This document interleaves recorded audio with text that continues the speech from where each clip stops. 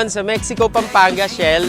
As our first stop, nakita na namin ang poster ng Overland Kings OK Campout. And we're very excited sa camping as first time namin makasali dun sa OK Campout sa Zambales.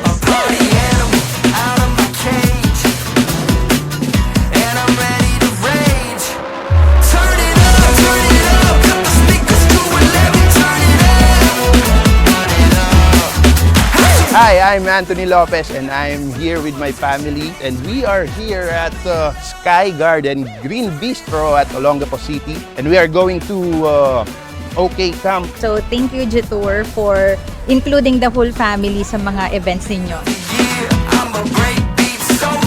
Actually, first time kong makasama sa ganitong event no, ng Jetour and nakakatuwa kasi sa totoo lang hindi ako mahilig mag-camping, asawa ko mahilig mag-camping. Pero nung nakasama kami rito, sobrang saya pala no, and grabe po magmahal yung Jetour. Bakit po?